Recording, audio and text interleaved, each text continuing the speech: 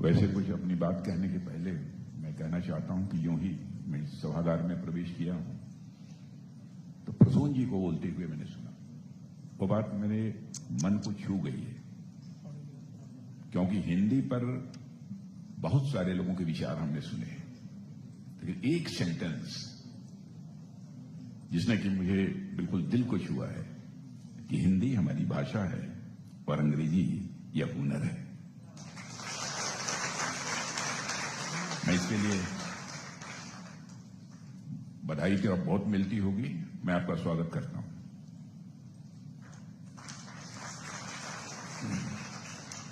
Times of India के chief operating officer Shri Mohit ji Jain, senior vice president Shri Shivayu ji और Nav Bharat Times के editor Shri Ashish ji Pandey, आज के कार्यक्रम में जिनको सम्मानित किया जा रहा है, ऐसे हमारे सभी सम्मानित महानुभाव, पत्रकार मित्रों, देवियों व सज्जनों, मुझे संकेत यह मिला है कि कुछ विकसित भारत के लक्ष्य को हम कैसे प्राप्त करेंगे, तो मैं अपने विचार बहुत ज्यादा आगे न ले जाते हुए वहीं तक अपने को सीमित करूंगा।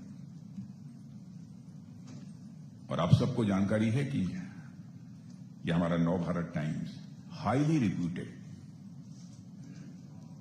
क्रेडिबल, माने बहुत ही विश्वसनीय एक हमारा यह समाचार पत्र है। और यह समाचार पत्र अपने गौरवशाली 80वें वर्ष में 80th ईयर में वह प्रवेश कर रहा है। इस अवसर पर आप सभी के बीच उपस्थित होकर मैं स्वयं को गौरवान्वित महसूस कर रहा हूं। वैसे हमारे पूर्व वक्ताओं ने और इस कार्यक्रम की संचालिका ने भी और हमारे संपादक जी ने और आपने सब लोगों ने मेरी बहुत तारीफ कर दी है। मैं बैठे बैठे सोच रहा था कि मेरी तारीफ क्यों की जा रही है। हर मनुष्य को जीवन में सच्चाई को समझना चाहिए कि मनुष्य अपने जीवन में शब्दों के अलंकारों से अलंकृत होकर कभी विभूषित नहीं हो सकता। मनुष्य यदि विभूषित होता है तो अपनी कृतियों के माध्यम से विभूषित होता है। और जब भी ऐसी बातें मैं सुनता हूं तो सचमुच मैं बहुत संकोच में हो जाता हूं, मेरा सिर नीचे झुक जाता है, बहुत ही अपने को बोझिल महसूस करता हूं। लेकिन आपके विचार थे, आपने व्यक्त किया। अक्सर कहा जाता है age is just a number, लेकिन नव भारत टाइम्स के लिए 80 यानी 80 मैं मानता हूं केवल एक नंबर ही नहीं है, यह 8 दशकों तक पत्रकारिता के मूल्यों और जनता के बीच एक उनकी विश्वसनीयता का, उनकी क्रेडिबिलिटी का एक बहुत बड़ा ये प्रमाण है। साथियों, नव भारत टाइम्स की शुरुआत आप सब जानते हैं कि आजादी के समय एक अखबार के रूप में हुई। नव भारत टाइम्स ने समय के साथ स्वयं को लगातार इन्वेंट और री इन्वेंट किया। नव भारत टाइम्स ने डिजिटल स्पेस में भी एक अपनी आज महत्वपूर्ण जगह बना ली है। और मैं नव भारत टाइम्स से जुड़े सभी लोगों और पाठकों को इस सफल यात्रा के लिए हृदय से बधाई देता हूं। साथियों, आज नव भारत भूषण और नव भारत के नवरत्न और प्रेरणादीप सम्मान प्राप्त करने वाले सभी व्यक्तियों को मैं हार्दिक बधाई भी देता हूं और उन्हें शुभकामनाएं भी देता हूं। आप सबने विविध क्षेत्रों में बहुत ही रिमार्केबल, बहुत ही उल्लेखनीय काम किए हैं। साथियों, आप जानते हैं कि लोकतंत्र की वास्तविक शक्ति उसकी संस्थाओं की विश्वसनीयता में निहित होती है। जस्टिस डीवाई चंद्रचूड़ ने हमेशा संविधान, न्याय और नागरिक अधिकारों के प्रति गहरी प्रतिबद्धता का परिचय दिया है, गहरी प्रतिबद्धता का परिचय दिया है। इनको भारत के चीफ जस्टिस के रूप में तो हमने देखा ही है, क्योंकि मैं उत्तर प्रदेश का रहने वाला हूं, वहां का मुख्यमंत्री भी रह चुका हूं। इनको उत्तर प्रदेश के भी चीफ जस्टिस के रूप में मैंने देखा है, इसलिए मैं यह बात कर रहा हूं। और उनका जो कंट्रीब्यूशन हमें यह याद दिलाता है कि विकसित राष्ट्र की नींव केवल आर्थिक प्रगति नहीं बल्कि न्याय और संवैधानिक मूल्यों पर भी टिकी होती है।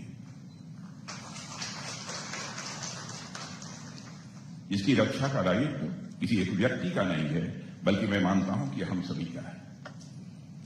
डॉक्टर नरेश त्रेहन ने अपने कार्यों, अपने नॉलेज, अपने इनोवेशन और समर्पण से लाखों लोगों को नई जिंदगी दिया है। डॉक्टर त्रेहन जी ने अपने जीवन में जो मुझे जानकारी दी गई है 48,000 से अधिक सफल ओपन हार्ट सर्जरी की है। मैं समझता हूं कि भारत में क्या सारे दुनिया में कहीं एक रिकॉर्ड न हो। और उन्होंने अपने समर्पण और सेवा से ये दिखा दिया है कि चिकित्सा का वास्तविक उद्देश्य केवल रोग का उपचार ही करना नहीं है, बल्कि मानवता की सेवा है। साथियों, भारत का विकास केवल सरकारों के प्रयासों से ही नहीं होता है। भारत का विकास केवल सरकारों के प्रयासों से ही नहीं होता है, बल्कि ऐसे उद्योगपतियों के योगदान से भी हुआ है जिन्होंने उद्योग को केवल लाभ कमाने का माध्यम नहीं बनाया है, बल्कि राष्ट्र निर्माण का माध्यम बनाया है। श्री हर्षपति सिंघानिया जी ने अपने कार्यों से यही उदाहरण प्रस्तुत किया है। उन्होंने अपने कार्यों में इनोवेशन और समाज के प्रति अपनी जिम्मेदारी को भी हमेशा प्राथमिकता दी है। मैं प्रसून जोशी जी ने अपने प्रभावशाली लेखन से, अपने प्रभावशाली वक्तृत्व क्षमता से भारतीय संस्कृति, संवेदनाओं और साथ ही साथ भारतीय मूल्यों को एक नई अभिव्यक्ति दी है। हिंदी भाषा, साहित्य, कला और सिनेमा को आपने इनरिच किया है, समृद्ध किया है। प्रसून जी, आप बधाई के पात्र हैं। प्रसून जी ने समकालीन भारतीय मीडिया की दिशा तय करने में भी बहुत ही महत्वपूर्ण भूमिका का निर्वाह किया। साथियों, मनु भाकर कहां है? आइए। कोई बात नहीं, लेकिन मनु भाकर ने ओलंपिक खेलों में मेडल जीतकर न केवल तिरंगे का मान बढ़ाया है, बल्कि देश के लाखों नौजवानों के सपनों को एक हिम्मत दी है, उनको साहस दिया है। केवल बोहरा ने यह साबित किया है कि इनोवेशन और रिस्क टेकिंग एबिलिटी भारत के युवाओं की एक नई पहचान बन चुकी है। अरुणाव कुमार और हुमा कुरैशी ने अपनी प्रतिभा से भारतीय सिनेमा और कला के क्षेत्र को उन्होंने समृद्ध किया है। मुझे बताया गया है कि अरुणाव जी ने रूरल इंडिया की कहानियों को ओटीटी और वेबसाइट के माध्यम से एक नई पहचान दी है। साथियों, अक्षय पात्र फाउंडेशन के कार्य सेवा परमो धर्म की भारतीय भावना का मैं इसे एक जीवंत उदाहरण मानता हूं। अक्षय पात्र फाउंडेशन स्कूलों में बच्चों को मिड डे मील उपलब्ध कराकर भूख और कुपोषण की समस्या से आज भी वह लड़ रहा है। करोड़ों बच्चों के बेहतर भविष्य का निर्माण आज अक्षय पात्र फाउंडेशन कर रहा है। यह असाधारण सेवा और उनके इस अतुलनीय समर्पण का मैं इसे एक मिसाल मानता हूं, एक उदाहरण मानता हूं। एनसीईआरटी ने आधुनिक, तेज और सुरक्षित रीजनल मोबिलिटी को एक नया स्टैंडर्ड स्थापित किया है। यात्राओं को अधिक सहज, सुरक्षित और सुविधाजनक भी बनाया है। साथियों, आप सभी अनगणित लोगों के लिए प्रेरणा के स्रोत हैं। आपके कार्यक्षेत्र भले ही अलग अलग हों, लेकिन आपकी सफलता का आधार एक ही है, आपका समर्पण, आपका परिश्रम और समाज के प्रति एक उत्तरदायित्व का भाव, सेंस ऑफ रिस्पॉन्सिबिलिटी। और मुझे विश्वास है कि आप आगे भी अपने कार्यों से देश की प्रगति और जनहित में इसी प्रकार अपना योगदान देते रहेंगे। साथियों, आज हम डिजिटल एज में जी रहे हैं। यह दौर कम्युनिकेटिव एबंडेंस यानी संचार की प्रचुरता का दौर है। कम्युनिकेटिव एबंडेंस यानी संचार प्रभुता का दौर है। आज इन्फॉर्मेशन ही नहीं, बल्कि सही और विश्वसनीय इन्फॉर्मेशन की कमी है। क्षमा कीजिएगा कि किसी को कुछ अन्यथा लगा। ऐसे समय में लोगों तक सही खबर पहुंचाने में मीडिया की भूमिका पहले से कहीं अधिक महत्वपूर्ण हो गई है। साथियों, आज आर्टिफिशियल इंटेलिजेंस जैसे टेक्नोलॉजिकल डेवलपमेंट, तकनीकी विकास जीवन के हर पहलू को प्रभावित कर रहे हैं। और इससे पत्रकारिता भी प्रभावित हुई है। लेकिन आर्टिफिशियल इंटेलिजेंस में इस सच्चाई को हमें समझना चाहिए कि संवेदना नहीं होती है। वह डेटा को समझ सकती है, लेकिन समाज की नब्ज को नहीं समझ सकती आर्टिफिशियल इंटेलिजेंस। और मैं मानता हूं कि आर्टिफिशियल इंटेलिजेंस चाहे जितनी उन्नत कर ले, वह कभी भी मनुष्य की क्रिएटिव कैपेबिलिटी और इंटेलेक्ट की जगह नहीं ले सकता। इसलिए आने वाले समय में पत्रकारिता की सफलता भी इस बात पर निर्भर करेगी कि वह आर्टिफिशियल इंटेलिजेंस की क्षमता और मानवीय संवेदना के बीच यही सही संतुलन और समन्वय कैसे स्थापित करती है, इस पर निर्भर करेगा आपकी सफलता।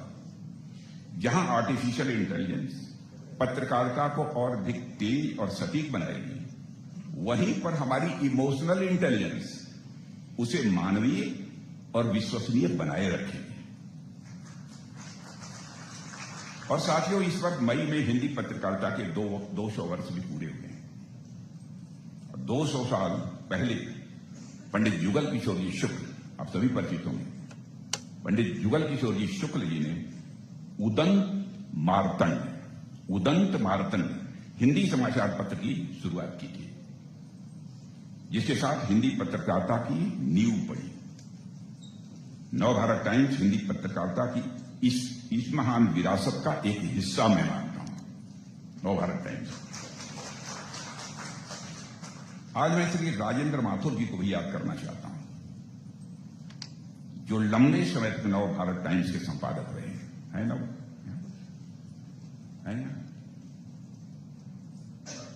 राजेंद्र माथुर लंबे समय तक नवभारत टाइम्स के संपादक रहे है।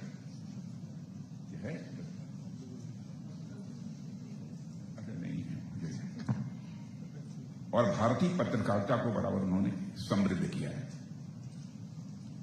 राजेंद्र माथुर जी ने एक बार लिखा था कि भारत की 2 बड़ी कमजोरियां हैं।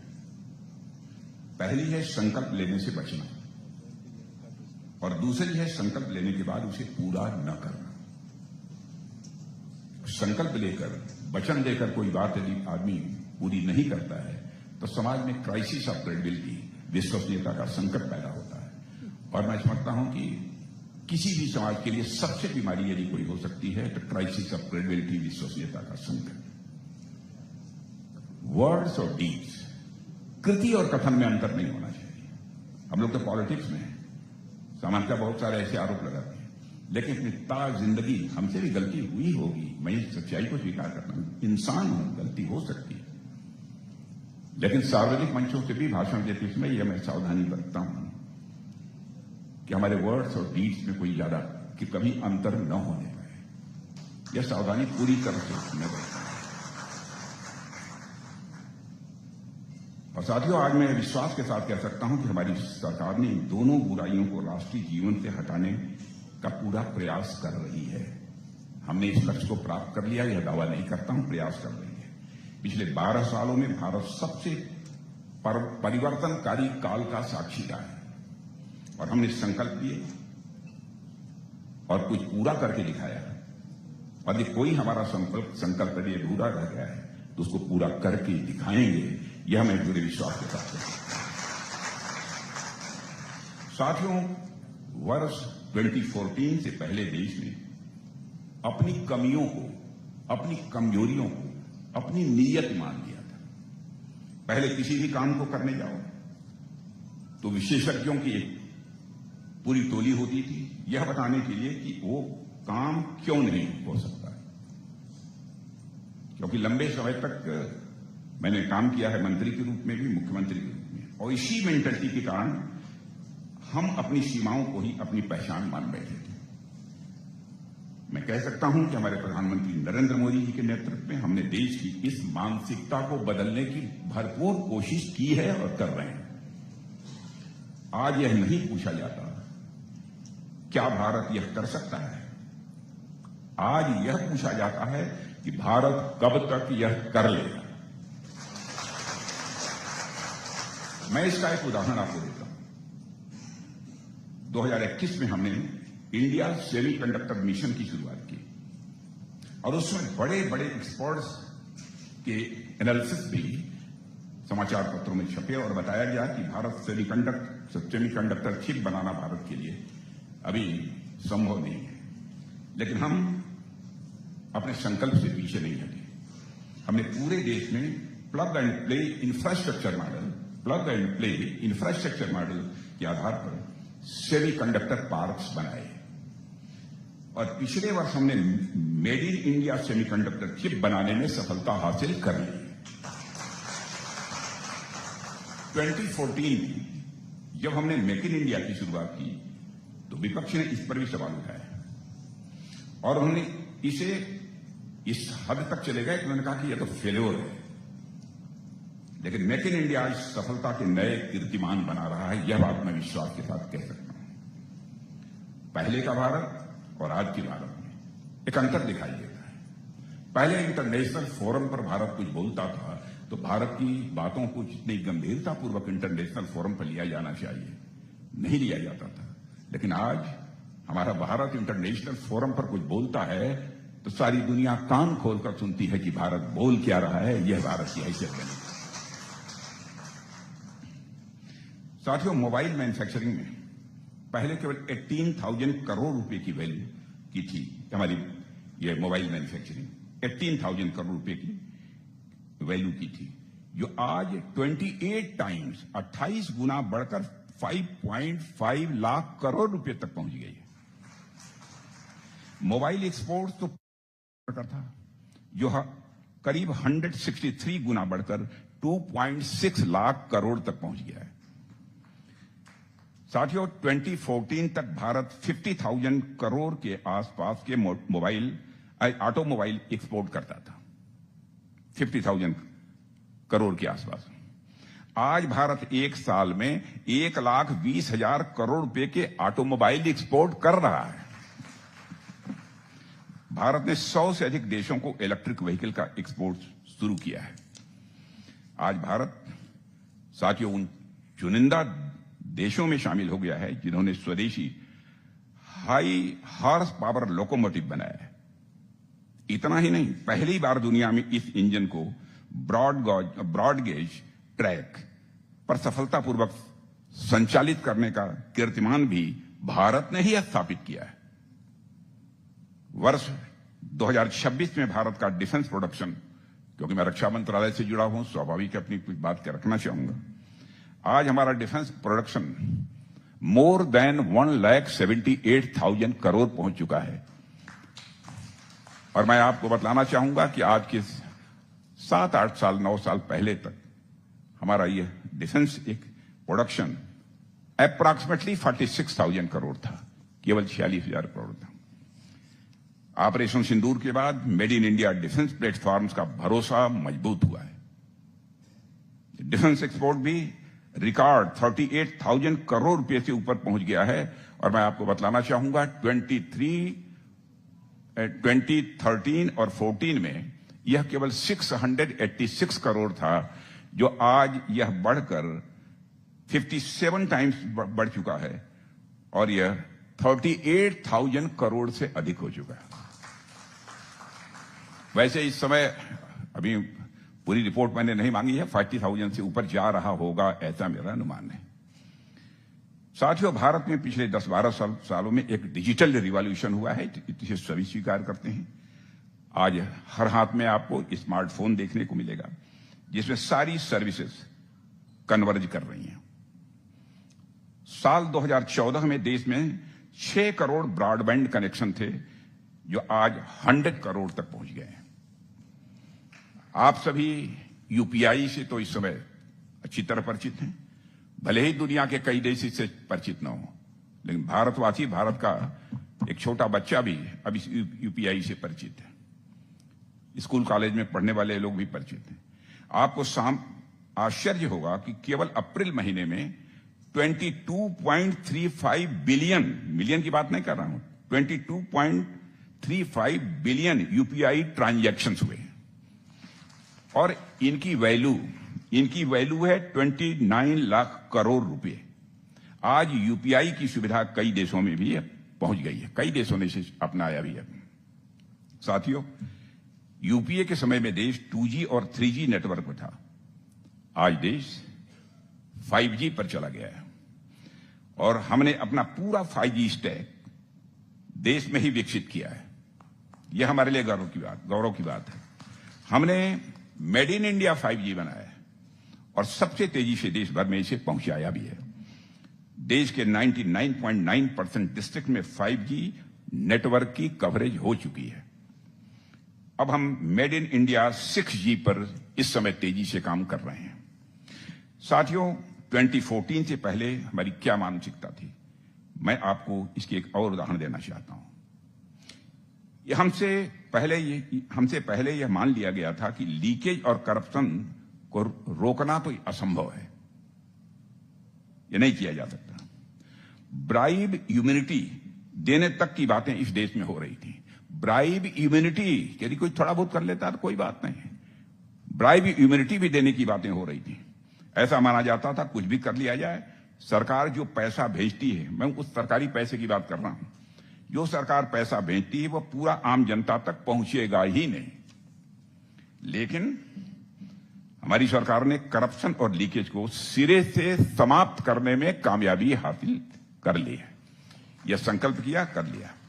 आज हम यदि 100 पैसा भेजते हैं नीचे बेनिफिशियरी को, तो 100 का 100 पैसा पहुंचता है, 99 पैसा नहीं पहुंचता है।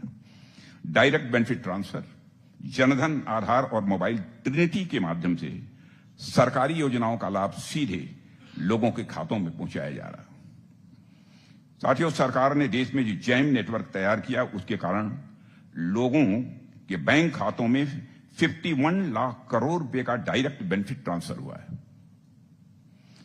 और करीब 4.3 लाख करोड़ रुपए की लीकेज को रोकने का काम किया है जब से यह हमारा सिस्टम प्रारंभ हुआ है।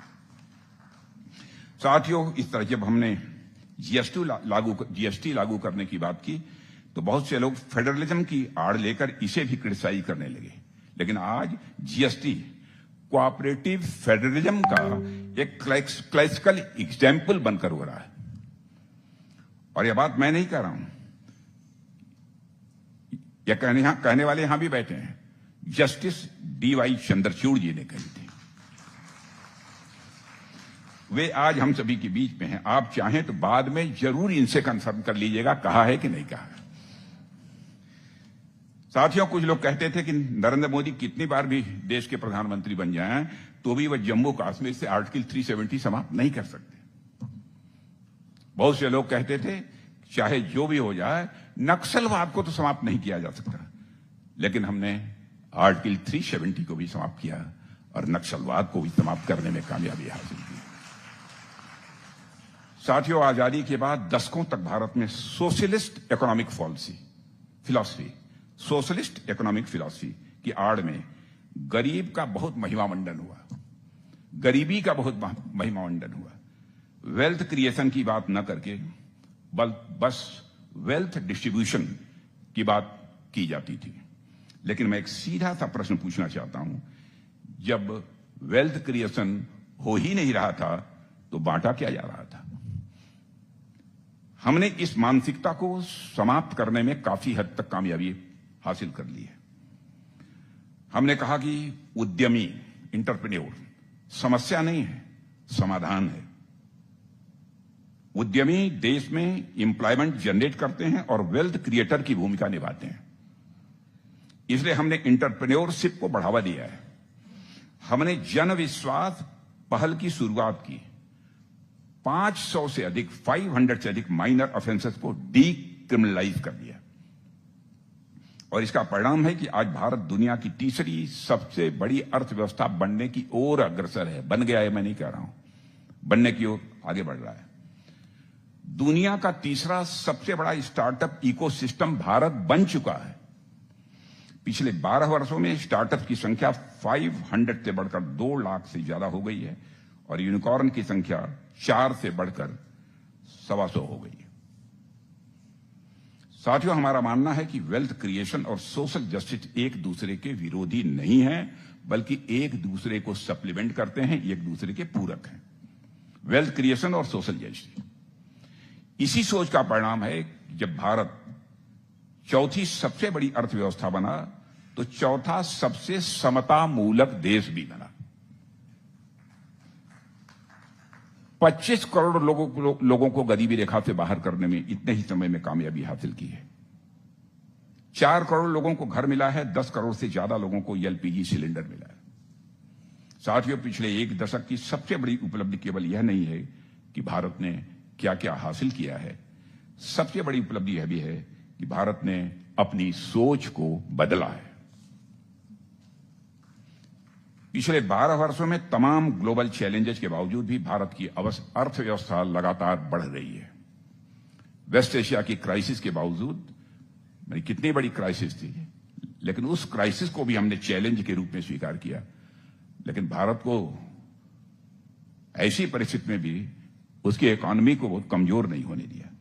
भारत की जीडीपी दोगुनी हो गई है, इंफ्रास्ट्रक्चर का अभूतपूर्व विकास हुआ है, एयरपोर्ट्स की संख्या दोगुनी हो गई है, नेशनल हाईवेज का निर्माण पहले की अपेक्षा 3 गुना तेजी से हो रहा है, मेट्रो नेटवर्क ये 4 गुना बढ़ा है। यह केवल आंकड़ों का परिवर्तन नहीं है साथियों, बल्कि भारत की बढ़ती हुई क्षमता, आत्मविश्वास और नए सामर्थ्य का और एक नए विश्वास का यह प्रमाण है। आज भारत हाईटेक बन रहा है तो ह्यूमन डिग्निटी भी सुनिश्चित कर रहा है। हाईटेक के साथ हम ह्यूमन डिग्निटी भी इंश्योर कर रहे हैं। हमारी सरकार ने देश में काम करने की संस्कृति भी बदल दी है। और एक समय था जब परियोजनाओं का शिलान्यास तो हो जाता था, 30-30 साल, 25-25 साल गुजर जाते थे, सारी वो परियोजनाएं अटकी रहती थीं। लेकिन आज जिसका शिलान्यास हम करते हैं उसका उद्घाटन भी हम ही करते हैं। साथियों, प्रधानमंत्री मोदी जी के नेतृत्व में भारत ने अपनी सोच बदली है, यह बात मैं कह सकता हूं। इसलिए नहीं कि उनके मंत्रिमंडल का मैं सदस्य हूं। इस सच्चाई को मैं समझता हूं, हमारा विरोधी भी होगा तो बोले ना, लेकिन दिल से स्वीकार करेगा। कहा जाता है you can not solve problems using the same mindset that created them. जब भारत की मानसिकता बदली तो दुनिया ने भी भारत को देखने का अपना लेंस बदल दिया। पहले भारत की मानसिकता बदलने की आवश्यकता थी, जब वो बदली दुनिया ने भी भारत को देखने का तरीका, यानी देखने के लिए एक नया लेंस लगा लिया। आज भारत वैश्विक एजेंडा तय करता है, ग्लोबल एजेंडा हम तय करते हैं। पिछले 7 सालों से भारत लगातार G7 का स्पेशल इनवाइटी रहा है और यह दिखाता है कि आज दुनिया केवल भारत की प्रेजेंस ही नहीं चाहती, बल्कि भारत का पार्टिसिपेशन चाहती है और पर्सपेक्टिव भी चाहती है, दोनों चाहती है। साथियों, 2023 में हम लोगों ने G20 की अध्यक्षता की। उस दौरान दुनिया में बहुत सारे मतभेद थे, लेकिन फिर भी हमने सर्वसम्मत से न्यू दिल्ली लीडर्स डिक्लेरेशन पारित कराने में सफलता प्राप्त की। कोरोना महामारी की भी चर्चा करना चाहूंगा कि इस समय वैक्सीन मैत्री के माध्यम से भारत ने लगभग 100 देशों तक वैक्सीन पहुंचाकर पूरी दुनिया को यह संदेश दिया कि भारत केवल अपने हितों की नहीं, बल्कि भारत पूरी मानवता की चिंता करने वाला देश है। अगर क्लाइमेट चेंज की बात करें तो भारत ने जो टारगेट सेट किए थे उसमें से कई टारगेट तय समय से पहले ही हासिल कर लिए हैं। नए सोलर प्लांट लगाने की रफ्तार के मामले में भारत और अमेरिका से भी आगे निकल गया है। सोलर प्लांट लगाने के मामले में हमने इंटरनेशनल सोलर अलायंस के जरिए वन सन, वन वर्ल्ड और वन ग्रिड के मूल्य को आगे बढ़ाया है। और साथियों, मैं मानता हूं कि यह सब सारे परिवर्तन जो हों, यह संयोग नहीं है, ये प्रधानमंत्री मोदी जी की निर्णायक नेतृत्व, आत्मविश्वास से भरी हमारी फॉरेन पॉलिसी, भारत की बढ़ती हुई आर्थिक ताकत और सामरिक शक्ति और 140 करोड़ देशवासियों के सामूहिक प्रयास का ही यह परिणाम है, केवल सरकार के प्रयास का नहीं है। और आज 4 जुलाई का दिन स्वामी विवेकानंद जी का निर्वाण दिवस भी है। साथियों, विवेकानंद जी हमारी समृद्ध सांस्कृतिक और आध्यात्मिक परंपराओं के बहुत बड़े अग्रदूत थे। मैं मानता हूं कि हमारी संस्कृति, हमारी पहचान, हमारी एकता और हमारी राष्ट्रीय चेतना का आधार है। इसलिए हमने विकास के साथ साथ अपनी सभ्यता, संस्कृति और विरासत को बहुत ही महत्व दिया है। वर्षों के कॉलोनियल रूल के कारण हमारी मानसिकता भी काफी हद तक कॉलोनियल हो गई थी। जब तक हम सोच में आत्मनिर्भर नहीं बनेंगे तब तक हम विकसित भी नहीं हो सकते। इसीलिए हमारे प्रधानमंत्री ने अगले 10 वर्षों में इस मानसिकता से मुक्ति का आह्वान भी किया है। साथियों, हमने भारत की सांस्कृतिक पहचान को भी पुनर्स्थापित करने का काम किया है। श्री काशी विश्वनाथ धाम कॉरिडोर का निर्माण, उज्जैन में महाकाल लोक निर्माण, असम में मां कामाख्या दिव्य लोक परियोजना जैसे कार्य किए हैं और नए संसद भवन में सेंगोल स्थापित हमारी ही सरकार ने किया है। वंदे मातरम के गौरव को हम लोगों ने पुनः स्थापित किया है। हमारी सरकार का भारत की खोई हुई सांस्कृतिक विरासत को वापस लाने के लिए भी निरंतर प्रयास हमारी सरकार के द्वारा किए गए हैं। कई देशों से बहुत सी प्राचीन वस्तुएं सफलतापूर्वक भारत वापस लाई गई हैं और हमारे प्राचीन मैन्युस्क्रिप्ट्स को सुरक्षित करने के लिए उन्हें डिजिटाइज भी किया जा रहा है। साथियों, यह है नए भारत की पहचान, अपनी जड़ों से जुड़े रहकर सही मायनों में आधुनिक होना। अपनी जड़ों से जुड़े रहकर सही मायनों में आधुनिक होना। ट्रेडिशन और टेक्नोलॉजी दोनों का यह संगम, मैं कह सकता हूं विश्वास के साथ, 21वीं सदी में यह भारत की सबसे बड़ी ताकत है। और आज का भारत आस्था में अडिग है, अपनी संस्कृति पर गौरवान्वित है।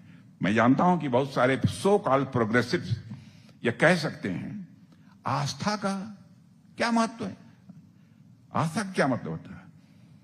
मित्रों, आप बहुत लोग सारे पढ़े लिखे लोग हैं, इसमें कुछ लोग मैथमेटिक्स और फिजिक्स केमिस्ट्री ये भी पढ़ा होगा लोगों ने।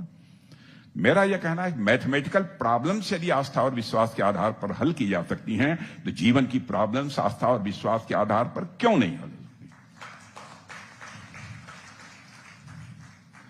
अब जो कोई यह प्रश्न किसी से पूछे कि मान लीजिए किसी के पास इतना पैसा है कि आधा दे दिया है एक को, 1/3 दे दिया दूसरे को, फिर भी उसके पास 100 रुपया बचा रहा, बताइए टोटल अमाउंट कितना था?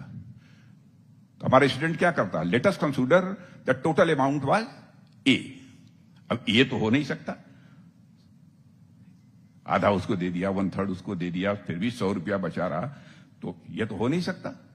लेकिन मान लिया, हमारी आस्था है कि that amount was a/2 plus a/3 5a/6, a total amount was a minus 5a/6 is equal to a/6, निकल आया a is equal to 600। यदि मैथमेटिकल प्रॉब्लम्स आस्था विश्वास के आधार पर चंद्रचूड़ जी सॉल्व की जा सकती हैं तो आस्था विश्वास के आधार पर जीवन की समस्याओं का समाधान क्यों नहीं हो सकता? अपनी संस्कृति पर मैं कहना चाहूंगा देवियों व सज्जनों, हम भारतवासी गौरव करते हैं, हम गौरवान्वित हैं, विकास में अग्रणी हैं और भविष्य के बारे में भी हमारा भारत इस समय आत्मविश्वास से भरा हुआ है। साथियों, महान तमिल संत कवि तिरुवल्लुवर का नाम आप सब लोगों ने सुना होगा। उन्होंने कहा था कि those who are steadfast in their determination, those who are steadfast in their determination will achieve exactly what they have envisioned। अर्थात जिनका संकल्प अटल होता है वे अपने लक्ष्य को अवश्य प्राप्त करते हैं। और पिछले 12 वर्षों में भारत की उपलब्धियां अटल संकल्प का ही यह परिणाम है। और साथियों, पहले कार्यकाल में हमने अभावों को दूर किया और अवसरों का विस्तार किया, वर्क कल्चर कार्य संस्कृति को बदला। दूसरे कार्यकाल तक हमने एस्पिरेशंस को अचीवमेंट्स में बदला, यानी आकांक्षाओं को उपलब्धियों में बदला और देश को आत्मनिर्भरता के रास्ते पर आगे बढ़ाया। और हमारे तीसरे कार्यकाल में विकसित भारत की इमारत तेजी से बन रही है। रिफॉर्म, परफॉर्म, ट्रांसफॉर्म की पॉलिसी के परिणाम अब सामने आ रहे हैं। पिछले 12 वर्षों में साथियों, भारत की यात्रा अभाव से आत्मनिर्भरता, आत्मनिर्भरता से आत्मविश्वास और आत्मविश्वास से विकसित भारत के निर्माण की ओर बढ़ने की यात्रा रही है। और मैं आपको बता दूं, प्रधानमंत्री मोदी जी के चौथे कार्यकाल के दौरान दुनिया विकसित भारत का उदय होते हुए भारत को देखेगी।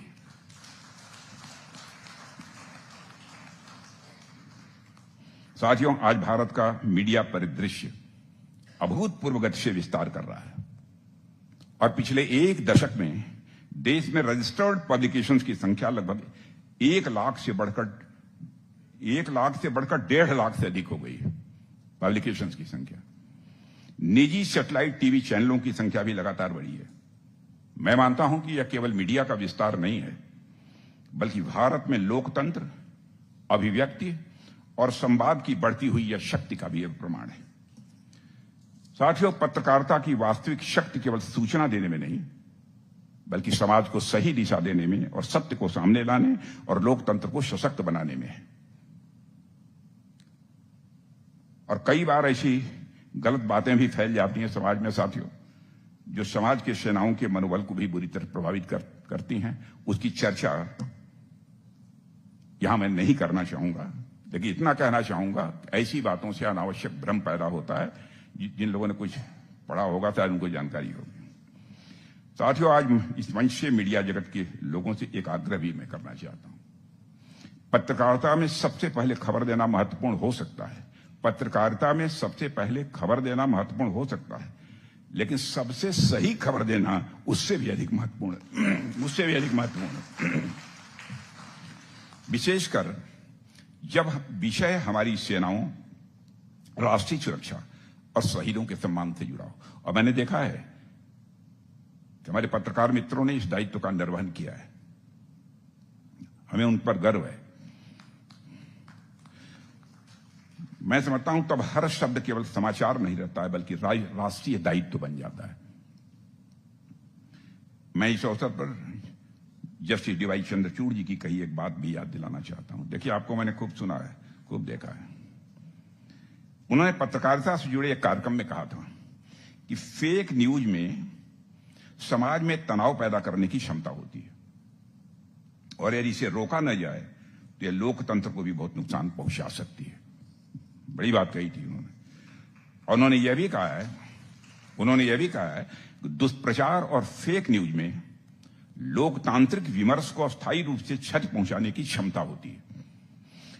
दुष्प्रचार और फेक न्यूज में लोकतांत्रिक विमर्श को अस्थायी रूप से क्षति पहुंचाने की क्षमता होती है। झूठी खबरों के बोझ तले विचारों के स्वतंत्र आदान प्रदान की पूरी व्यवस्था ही शर्मरा सकती है। साथियों, इसीलिए मीडिया को एक्यूरेसी, ऑब्जेक्टिविटी और इम्पार्शियलिटी को हम लोगों को याद रखना चाहिए। मैं तो हर जीवन में मानता हूं कि इसे याद रखना चाहिए, एक्यूरेसी, ऑब्जेक्टिविटी और इम्पार्शियलिटी। साथियों, कहने की बहुत सारी बातें हैं, लेकिन समय की सीमाएं हैं। इसीलिए इसी शुभकामनाओं और विश्वास के साथ मैं नवभारत टाइम्स भी इम्पार्शियल, ऑब्जेक्टिव और पब्लिक इंटरेस्ट के मूल्यों के साथ हमेशा सच भविष्य में भी कहता रहे, यह परमात्मा इनको यह ताकत बनाकर रखे। यही परमात्मा से प्रार्थना करते हुए मैं अपनी वाणी को विराम देता हूं। आप सबको बहुत बहुत धन्यवाद।